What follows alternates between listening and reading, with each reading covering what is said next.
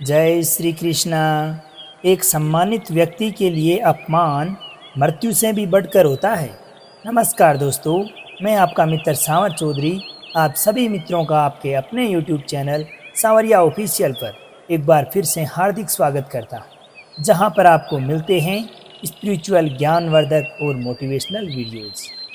दोस्तों, अधूरा ज्ञान किसी काम का नहीं होता, इसलिए इस वीडियो का देखने का आपने निश्चय कर ही लिया है तो वीडियो को आखिर तक ज़रूर देखें, ताकि भगवान श्री कृष्ण द्वारा बताई गई श्रीमद् भगवत गीता की ये अनमोल बातें आपके जीवन में आपके भविष्य निर्माण को एक सही दिशा दे सके।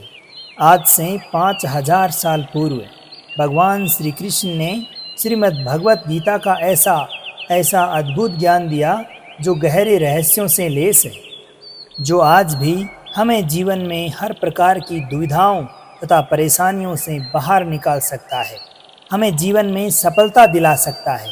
श्री कृष्ण जैसा कोई मित्र नहीं, श्री कृष्ण जैसा कोई प्रेमी नहीं। श्री कृष्ण का चरित्र इतना दिव्य और पवित्र है जिसके बारे में विचार करके आज भी लोग चकरा जाते हैं। आज उन्हीं भगवान श्री कृष्ण के जीवन से हम अपने जीवन में अपनाने वाली 11 बातें जानेंगे जो हमारी ज़िंदगी को पूरी तरह बदल सकते हैं। इसीलिए इन बातों को अपने जीवन में लागू करने के लिए और समझने के लिए वीडियो के आखिर तक ज़रूर बने रहें। सबसे पहली बात भगवान श्री कृष्ण हमें बताते हैं कि आप अपने जीवन में सबसे खास उसी व्यक्ति को बनाना जिस पर आप अपने आप से भी ज़्यादा भरोसा कर सकते हो। अगर आप किसी ऐसे व्यक्ति को अपना सर्वस्व मान लेते हैं जिस पर आप भरोसा नहीं कर सकते, तो एक बात हमेशा याद रखना कि उससे आपको बहुत दुख पहुंचेगा।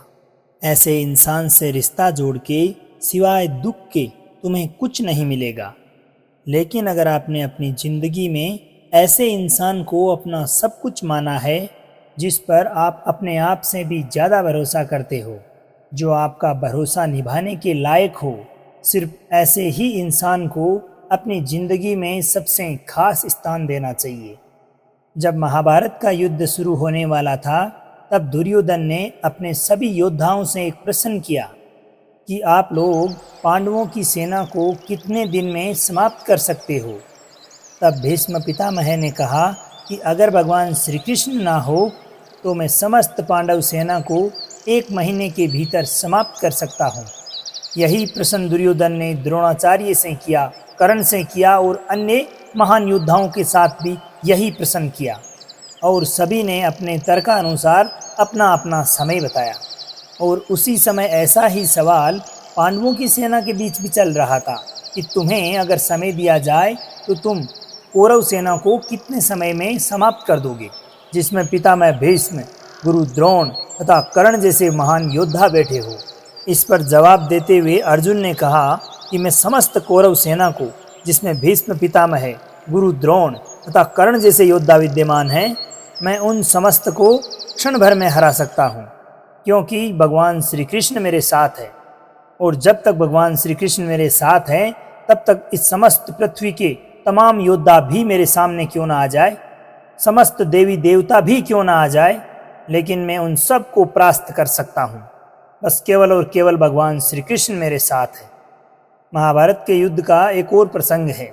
एक बार कौरवों ने छलपूर्वक एक योजना बनाई और सभी कौरवों ने मिलकर छलपूर्वक एक छोटे से बच्चे अभिमन्यु को मौत के घाट उतार दिया।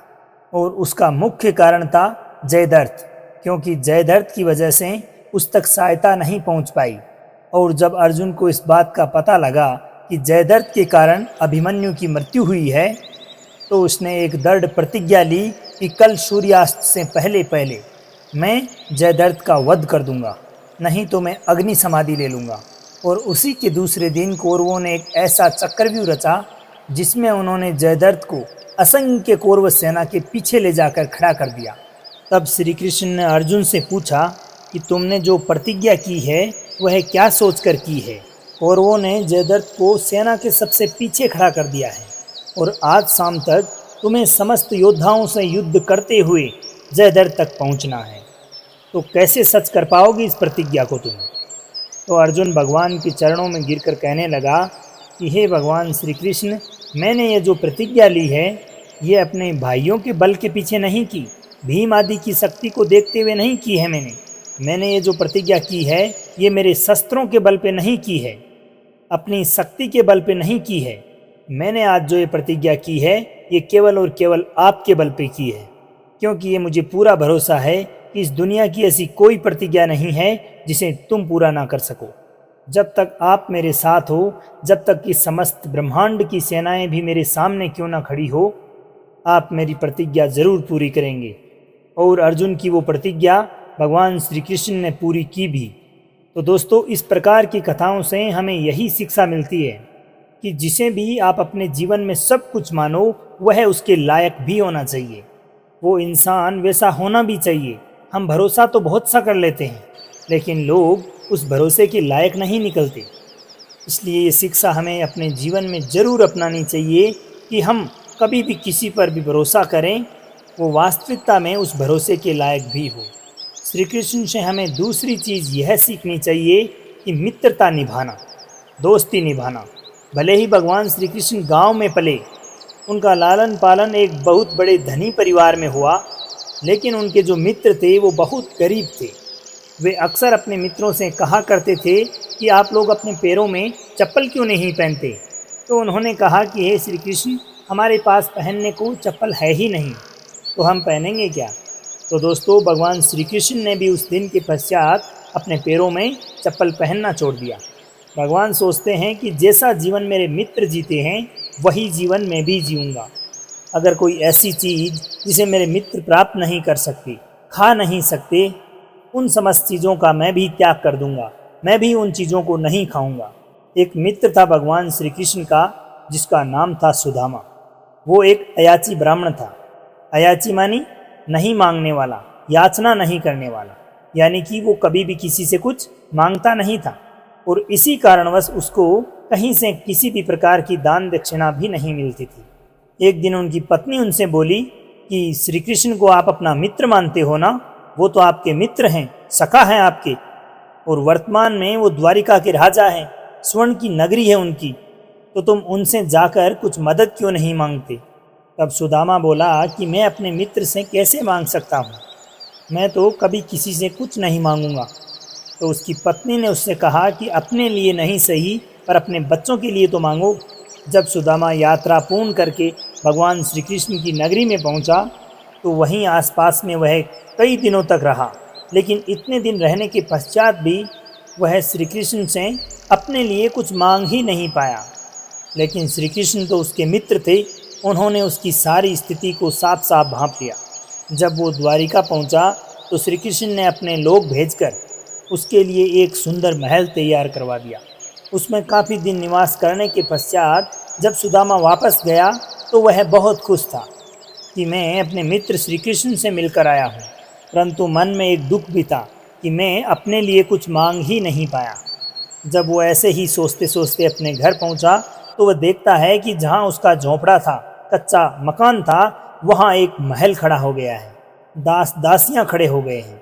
और उसके पश्चात जब उसने अपनी ही पत्नी को सोने के आभूषणों से परिपूर्ण देखा तो वह हैरान रह गया। सुदामा कहने लगा कि ये सब आखिर आया कहाँ से। तो उनकी पत्नी बोली कि ये सब आपके मित्र श्री कृष्ण ने किया है।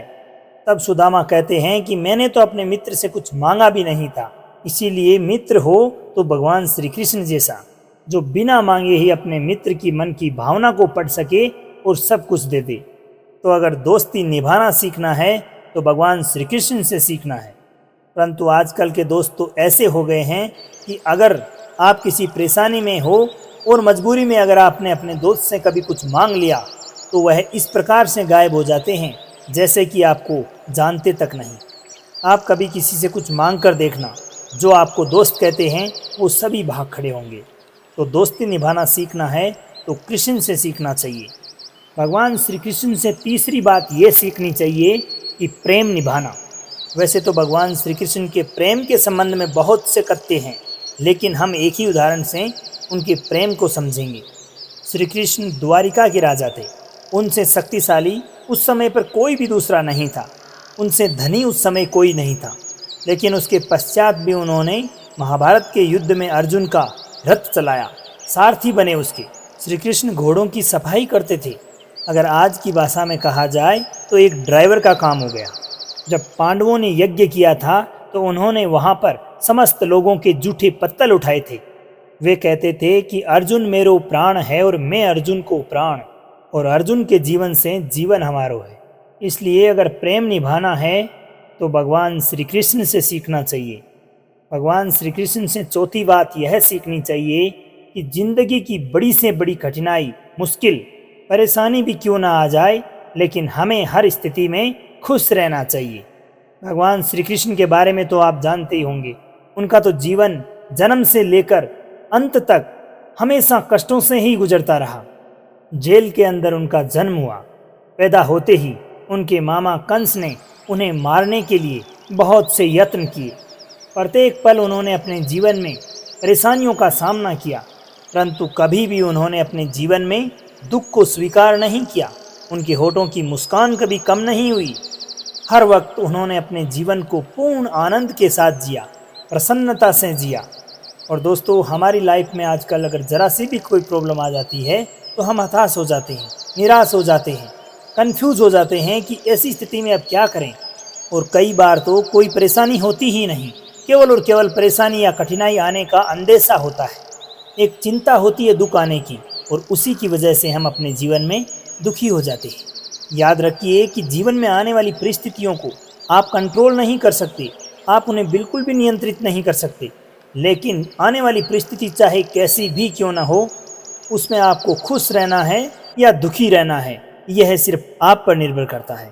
अगर आपने डिसाइड कर लिया कि मैं हर परिस्थिति में हमेशा सकारात्मक सोचूंगा और खुश रहूंगा, ऑलवेज पॉजिटिव थिंक के साथ एक हैप्पीनेस लाइफ जीने का डिसीजन अगर आपने ले लिया, तो दुनिया की कोई ताकत नहीं जो आपके जीवन में दुख ला सके। वास्तविकता में ये हमारा निर्णय ही होता है जो हमें उस समय लेना होता है जब आने वाली परेशानी का अंदेशा हो या कोई कठिनाई अपने जीवन पर हावी हो चुकी हो। इसलिए दोस्तों, भगवान श्री कृष्ण के जीवन से यह बात हमें अवश्य सीखनी चाहिए कि जीवन में परिस्थिति चाहे कैसी भी क्यों ना आए, लेकिन हमें अपने अंदर से हमेशा खुश रहना है। अब भगवान श्री कृष्ण के चरित्र से सीखने वाली पांचवी बात यह है कि जो मनुष्य जैसा है आप उसी के साथ वैसा ही चलो। भगवान श्री कृष्ण को भी अवश्य पता था कि पितामह भीष्म तथा गुरु द्रोण आदि धर्मात्मा पुरुष हैं, धर्म पर चलने वाले व्यक्ति हैं, लेकिन युद्ध के दौरान वे अधर्म के पक्ष में खड़े हैं।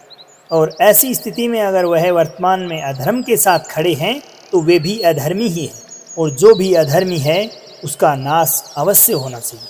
कौरवों ने केवल और केवल षड्यंत्र किया, छल किया, धोखा किया, तो भगवान श्री कृष्ण ने भी अंततः उन्हें छल से ही समाप्त किया। मर्यादा उसी के सामने प्रस्तुत करो जो मर्यादा जानता हो, मर्यादा में रहता हो। इज्जत उसको दो जो इज्जत को जानता हो, इज्जत को समझता हो। कई बार हम अपने जीवन में उन लोगों को इतनी ज़्यादा अहमियत दे देते हैं जिन्हें इसकी बिल्कुल भी कदर नहीं होती, और कई बार जो इंसान गलत होता है हम उसको कुछ कहते ही नहीं हैं, चुपचाप सहते रहते हैं। कोई भी इंसान अगर हमसे बड़ा है या ओहदे में हमसे बड़ा है या हमारे तुलना में धर्म कर्म कुछ ज़्यादा करता है, तो इसका मतलब ये नहीं है कि वो हमें जज करे या वो हमारे साथ गलत चले, गलत व्यवहार करे। अगर कोई आपके साथ गलत चलता है तो वहाँ पर मर्यादा काम नहीं आती है। इसीलिए भगवान श्री कृष्ण के चरित्र से ये बात ज़रूर समझनी चाहिए कि जो इंसान जैसा है उसके साथ वैसा ही चलो। किसी दुष्ट के साथ आप ज़्यादा अच्छा चलोगे तो उसके पश्चात भी वह आपके साथ अच्छा चलने वाला नहीं है, लेकिन जो आपके साथ अच्छा है, भलाई करता है, उसके साथ आप कभी बुराई मत करो, आप भी उसके साथ हमेशा अच्छा चलो। भगवान श्री कृष्ण के चरित्र से छठी बात हमें यह सीखनी चाहिए कि कभी भी किसी को अपने जीवन से खोने से मत डरो। जब महाभारत का युद्ध समाप्त हो गया था तब भगवान श्री कृष्ण को लगा कि जो मेरे वंशज है, जो यादव कुल के हैं, वही इस पृथ्वी पर सबसे शक्तिशाली है, उन्हें कोई भी मार नहीं सकता। तो गांधारी के श्राप को आश्रय बनाते हुए उन्होंने अपने ही वंश को लड़वा कर मरवा दिया। इतनी बड़ी जो स्वर्ण से बनी द्वारिका नगरी थी, वह पूरा का पूरा महल वापस समुद्र में विलय हो गया। उनका सारा वंश ही खत्म हो गया। और खुशी खुशी उन्होंने इसको स्वीकार किया। अपनी ब्रजभूमि से भगवान श्री कृष्ण को बहुत प्रेम था, लेकिन जब ज़रूरत पड़ी तो क्षण भर में उसका त्याग कर दिया। उन्होंने सबसे प्रेम किया, लेकिन जब भी त्याग की बात आई, छोड़ने की बात आई, तो उन्होंने कभी भी देर नहीं की। ऐसे ही हम भी अपने जीवन में चीज़ों से चिपक जाते हैं, अत्यधिक लगाव बना लेते हैं, या किसी को अपने जीवन से खोने से डरते हैं, तो वही चीज़ें हमारे लिए मुसीबत बन जाती है। उन चीज़ों को पकड़े रहना हमें बहुत तकलीफ देता है। कुछ खोने का डर हमारे जीवन की खुशी छीन लेता है।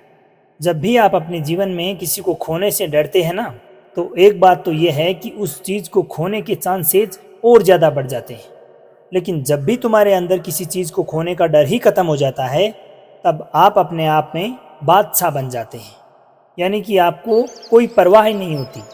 इसीलिए दोस्तों, भगवान श्री कृष्ण के चरित्र से यह बात ज़रूर सीखनी चाहिए कि हमें अपने जीवन में किसी भी चीज़ को खोने से बिल्कुल भी डरना नहीं चाहिए। अब सातवीं बात भगवान श्री कृष्ण से अपने जीवन में हमें यह सीखनी चाहिए कि आपको अपने जीवन में जो कुछ भी हासिल करना है, जो कुछ भी तमन्ना है आपकी, आपको जो कुछ भी चाहिए, उसके लिए आपको स्वयं मेहनत करनी पड़ेगी, और दूसरा कोई नहीं आने वाला आपकी भलाई करने वाला। भगवान श्री कृष्ण ने अर्जुन से कहा, गीता का ही एक उपदेश है जिसमें भगवान श्री कृष्ण अर्जुन से कहते हैं कि हे अर्जुन, तुम्हें अपनी भलाई स्वयं करनी होगी। अपने लिए कुछ भी अच्छा तुम्हें स्वयं करना होगा, और यही इस दुनिया का कड़वा सच है।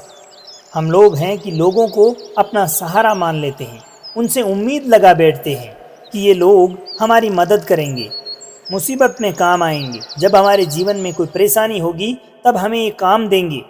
लेकिन दोस्तों, वास्तविकता ये नहीं होती। वो लोग आपके मुश्किल वक्त में कहीं काम नहीं आते, जिनसे कि आपने सबसे ज़्यादा उम्मीद लगाई, सबसे ज़्यादा अपेक्षा रखी। इसीलिए भगवान कहते हैं कि आप अपने आप को इतना मजबूत बनाओ कि कभी भी आपको जीवन में किसी के सहारे की आवश्यकता ही ना पड़े, क्योंकि सहारा हमेशा कमज़ोर लोग लेते हैं। जिनके अंदर शक्ति होती है वे अपना सहारा स्वयं बनते हैं। आठवीं शिक्षा हमें भगवान श्री कृष्ण के चरित्र से यह सीखनी चाहिए कि दूसरे लोगों के बारे में कभी कुछ मत सोचो, आप केवल वही करो जो तुम्हें उचित लगता हो। भगवान श्री कृष्ण के चरित्र से लेकर भी आज तक लोग बहुत उल्टी सीधी बातें करते रहते हैं, तो सोचो उस समय तो क्या ही हाल रहा होगा। लेकिन भगवान श्री कृष्ण ने इस बात की कभी भी परवाह नहीं की कि उनके बारे में लोग क्या कहते हैं। उन्होंने केवल वही किया जो समाज के लिए सही था, वही किया जो धर्म था। आज भी कई लोग कहते हैं कि उन्होंने अपने ही वचन खुद तोड़ दिए, लेकिन जब भी जहाँ भी उनके भक्तों की रक्षा की बात आई, तब भगवान ने यही कहा कि मुझे कोई फर्क नहीं पड़ता अपने वचन के टूटने पर, क्योंकि जहाँ धर्म की रक्षा की बात आती है, अधर्म के विनाश की बात आती है, वहाँ मेरा वचन कोई मायने नहीं रखता। परित्रणाय साधुनाम विनाशाय च दुष्कृताम, यानी कि जो अच्छा इंसान है मैं उसकी सदैव रक्षा करूँगा, और जो दुष्ट है उसका नाश होना बहुत ज़रूरी है। तो दुनिया चाहे आपके बारे में जो भी कहे, तुम्हें वही करना है जो आपके लिए सही है। आपको वही करना है जो आपके परिवार के लिए सही है। आपको वही करना है जो धर्म के पक्ष में है। अब भगवान श्री कृष्ण के जीवन से नौवीं बात हमें यह सीखनी चाहिए कि यदि आपके झूठ बोलने से अगर किसी व्यक्ति की भलाई होती है, किसी का अच्छा होता है, किसी की रक्षा होती है, तो वह आपका झूठ पुण्य होता है, पाप नहीं। द्रोणाचार्य का वध एक झूठ की वजह से हुआ। जब उनको एक झूठी खबर पहुंचाई गई कि तुम्हारा पुत्र अश्वत्थामा मारा जा चुका है, तो उसी के वियोग में उन्होंने अपने अस्त्र ही त्याग दिए, और उसी वजह से धृष्टद्युम्न ने अपनी तलवार से उनका गला काटकर मृत्यु कर दी। आपने भी सुना होगा कि अक्सर कई लोग कहते हैं कि हम तो सही सही कह देते हैं अगले के मुंह पर, अब अगले को चाहे बुरा लगे या अच्छा लगे। अरे वास्तविकता तो यह है कि लोग सच कहते ही उसी समय है जब सामने वाले को बुरा लगाना हो, वरना लोग हमेशा झूठ ही कहते हैं, दूसरों की झूठी तारीफें करते हैं।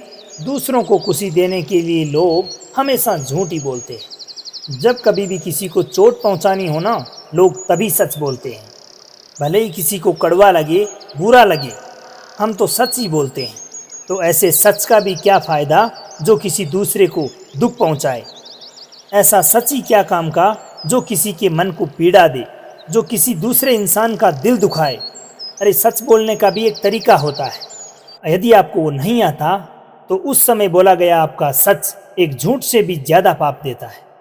जो सच किसी दूसरे इंसान को दुख पहुंचाए वह सच किसी काम का नहीं, और जो झूठ किसी दूसरे की जिंदगी बचा दे, किसी का जीवन संवार दे, वो बोला गया झूठ भी सच से ज्यादा पुण्य देता है। भगवान श्री कृष्ण के चरित्र से 10वीं बात हमें अपने जीवन में ये सीखनी चाहिए कि हमें अपने जीवन में निरंतर कर्मशील रहना चाहिए, कर्म करते रहना चाहिए, चाहे सफलता मिले अथवा ना मिले, परंतु अपने जीवन से कर्म का त्याग कभी नहीं करना चाहिए। संपूर्ण श्रीमद् भगवत गीता जी का सार यही है कि आप सिर्फ कर्म करते रहो। अगर आपके द्वारा किए गए कार्य के पश्चात आपको सफलता नहीं मिल रही तो बैठ मत जाओ कि आपने जो किया आपको तो कुछ मिला ही नहीं। अधिकतर लोग जब भी अपनी जिंदगी में असफल हो जाते हैं अथवा जिस चीज़ के लिए प्रयत्न करते हैं वह चीज़ उन्हें हासिल नहीं होती तो सब कुछ करना ही छोड़ देते हैं। तो याद रखना दोस्तों, यदि आपने सब कुछ करना त्याग ही दिया तब तो आपकी ज़िंदगी में वैसे ही कुछ बदलने वाला नहीं है। लेकिन अगर आप 10 बार हार कर भी फिर उठने की ताकत रखते हैं तो यह दृढ़ विश्वास रखना कि 11वीं बार में जीत तुम्हारी निश्चित होगी। इसलिए अपने जीवन में मिलने वाली छोटी छोटी असफलताओं से बिल्कुल ना डरें। असफलताओं के चलते अपने कर्म का त्याग ना करें। इसलिए हमें अपने जीवन में निरंतर कर्मशील रहना चाहिए, कर्म करते रहना चाहिए।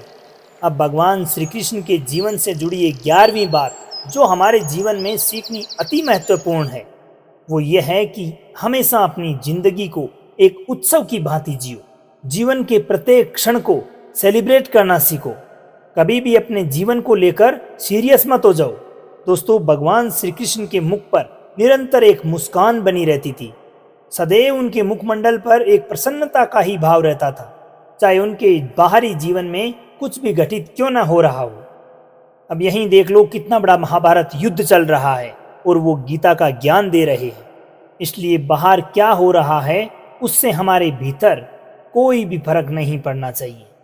कहा जाता है ना कि हम चाहे कितने भी बड़े क्यों ना हो जाएं, हमारे अंदर जो बचपना है वह कभी भी पीछे नहीं छूटना चाहिए। इसीलिए दोस्तों, अपने लाइफ को लेकर ज़्यादा सीरियस होने की आवश्यकता नहीं है, क्योंकि वैसे भी कुछ भी इस दुनिया में परमानेंट नहीं है और आपके नियंत्रण में भी कुछ भी नहीं है। इसलिए सबसे बेटर यही है कि आप अपने मन की मस्ती में जियो, अपने आनंद में जियो। बाकी जो कुछ भी होना है वो तो होके ही रहेगा, ना हम उसे बदल सकते और ना ही रोक सकते, और जो नहीं होना वो वैसे भी नहीं होगा। तो फिर चिंता किस बात की करना। इसलिए दोस्तों, चिंता का त्याग करके जीवन को पूरे आनंद के साथ जीना चाहिए।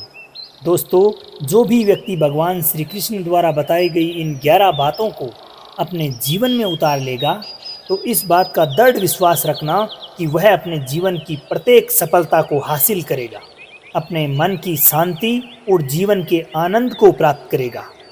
तो दोस्तों, ये था भगवान श्री कृष्ण द्वारा रचित श्रीमद् भगवत गीता जी का एक छोटा सा सार रूप, जिसमें भगवान श्री कृष्ण के जीवन से जुड़े दृष्टांतों के माध्यम से हम अपने जीवन में किस प्रकार से खुशहाली ला सकते हैं, किस प्रकार से हम सफलता प्राप्त कर सकते हैं, जीवन में आनंदित रह सकते हैं। तो दोस्तों, अब आपके मित्र सांवर चौधरी को आज्ञा दीजिए।